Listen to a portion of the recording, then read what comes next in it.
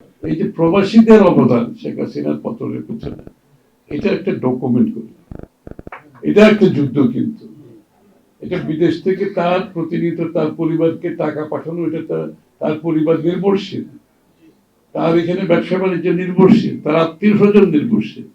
যখন রেমিটেন্স বন্ধ করে দেয় তারা কিন্তু সবাই ক্ষতিগ্রস্ত। তারপরও কিন্তু সেই যুদ্ধ তারা চালিয়ে গেছে।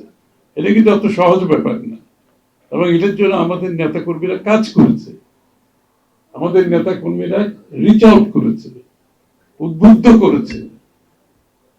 তারা যখন একজন সিনেটর একজন কংগ্রেসম্যানের কাছে লবি করতে যায়, এটা অনেক বড় কাজ। এটার পিছনে তাদেরকে অনেক কিছু প্রস্তুতি নিতে হয়, সময় দিতে হয়, তাদেরকে কনভিন্স করতে হয়, এবং সেই কাজটা তো তারা প্রতিনিয়ত করে গেছে, বছরের পর বছর করে গেছে।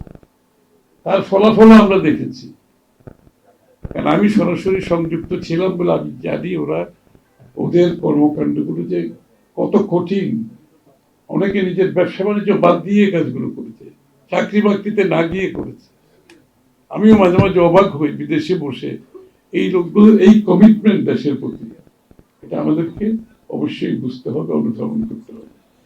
আমি প্রবাসীদের এই অবদানের জন্য একটা অনুরোধ করব আপনাদেরকে, কারণ এই যে আমি বললাম শেখ হাসিনার পতনের পিছনে এই আন্দোলন সংগ্রামের কৃতিত্ব সকল, কিন্তু এটা আমাদের একটা হিস্টোরিক্যাল রেকর্ডের জন্য দরকার আছে, আমাদের একটা রেকর্ড।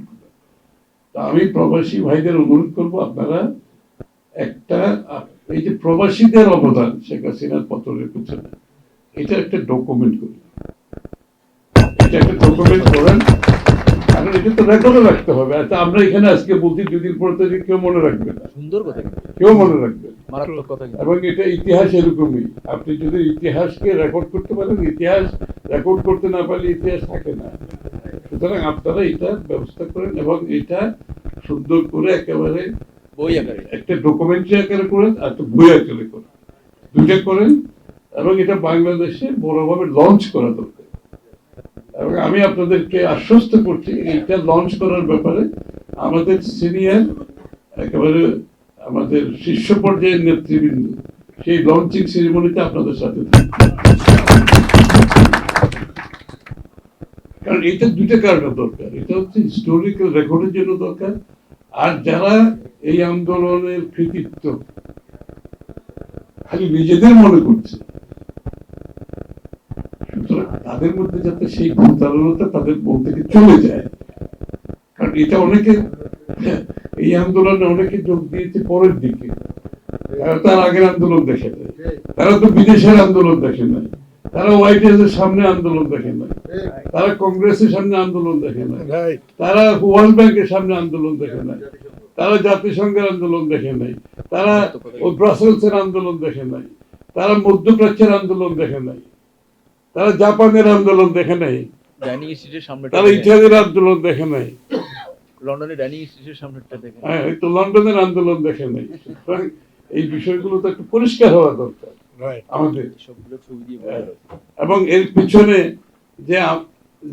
এর পিছনে যে বাংলাদেশ জাতীয়তাবাদী দলের একটা বড় ভূমিকা আছে, সেটাও তো তারা জানে না। এই আন্দোলনগুলো ড্রাইভ করছে কে? এই আন্দোলনগুলোর পেছনে কোন দল ড্রাইভ করেছে? আসল আন্দোলনটা, এই আন্দোলনের পিছনে নেতৃত্ব দিয়েছে তারেক রহমান সাহেব। উনি সবাইকে ঐক্যবদ্ধ ভাবে, সারা বিশ্বকে ঐক্যবদ্ধ করে এই আন্দোলনকে ড্রাইভ করেছে। উনি হচ্ছেন মূল শক্তি।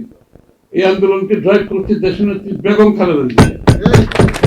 উনি একটা ফ্যাসিস্ট স্বৈরাচারকে ডিফাই করে, আপোষ না করে, নিজের জীবনের বিনিময়ে বছরের পর বছর জেল খেতে বাংলাদেশের মানুষকে উজ্জীবিত করেছে, দেশের ভিতরে এবং দেশের বাইরে।